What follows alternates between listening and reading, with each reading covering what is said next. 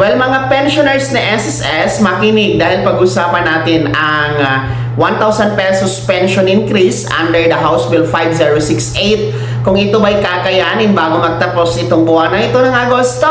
Well, yan ang ating i-discuss. Hello sa lahat! Welcome sa ating YouTube channel at welcome sa ating official Facebook page. Saan ka man nanonood, kumusta? Well, ito mga ka-vlogs, no? Since magtatapos na tayo sa buwan ng Agosto, today is August 21, 2026, araw ng Biyernes. Well, holiday nga pala ngayon dahil ginugunitan natin ang kaarawan ni Ninoy Aquino. So, long weekend pala, no? This week. Kaya sa mga nagbabalak dyan na magbakasyon at mag-outing, yan, mag-ingat po kayo mga ka-vlogs. So, anyway, balik tayo sa topic, no? Itong 1,000 pesos na napaloob sa House Bill 5068, kung maisa sa batas ba ito, kakayanin nga ba bago magtapos itong buwan ng Agosto? Well, ano nga ba itong House Bill 5068? Ito po ang final ng SSS-GSIS Pensionado Party List, no, dyan sa Kamara, no, sa pangunguna ni Representative Rolando Ledesma Makasait. Well, ang House Bill 5068 na ito naglalayong magbigay ng 1,000 piso na dagdag pensyon sa SSS. At alam nyo ba, hindi lamang sa SSS, maging sa GSIS. Kaya napakaganda ng panukalang batas na ito, the House Bill 5068. Well, ang 1,000 piso na pension increase na yan for SSS pensioners ay magiging daan yan, no, sa inaasam at inaantay ng ating mga pensionado doon sa balanse na second tranche 1,000 pesos pension increase na hindi pa na sundan at naibigay since 2017 na pinatupad ang first tranche 1,000 pesos pension increase. Pero nais nating lilinawin na ang House Bill 5068 na 1,000 pesos ay iba po ito, hiwalay po ito doon sa second tranche 1,000 pesos pension increase na balanse kasunod noong or karugtong noong 2017 na first tranche. Magkaiba po sila ha, kasi House Bill pa lang itong 5068. Kaya sa ngayon, chinek ko po ang status nito. Madali lang naman mag-check ngayon ang status ng mga panukala, no? Punta lang tayo sa Google, sa website ng mga certain agencies. Well, hindi pa po siya umusad at hindi pa nga po ito nasalang sa plenaryo.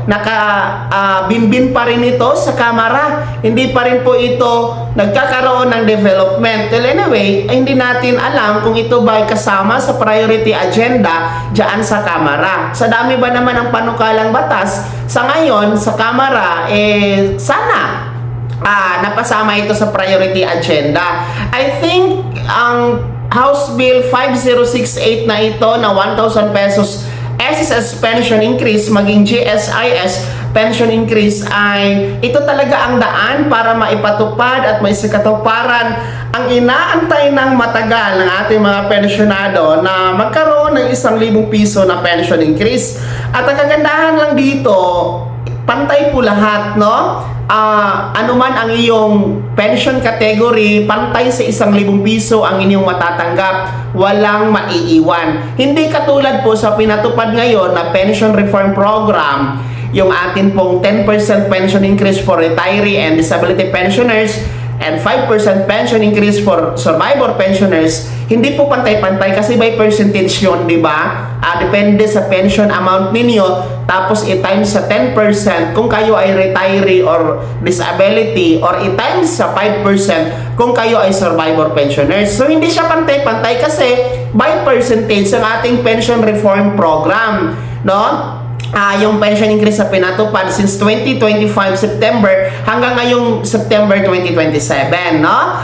Hindi siya pantay-pantay. Hindi katulad dito sa House Bill 5068 na pantay-pantay sa 1,000 piso. Mababa man, katamtaman o mataas ang pension amount, pantay-pantay sa 1,000 piso ang inyong makukuha. Kaya sa sarili kong opinion at koro-koro, sana seryosohin ito ng ating mga mambabatas, particular sa principal author na si Mr. Rolando Ledesma Makasait ng Kamara ng SSS-GSIS Pensionado Party List. Kasi parang more than a year na ito nakabinbin dyan sa camera, no? Wala pang updates. More than a year na itong walang update kung ano na bang nangyayari sa House Bill na ito.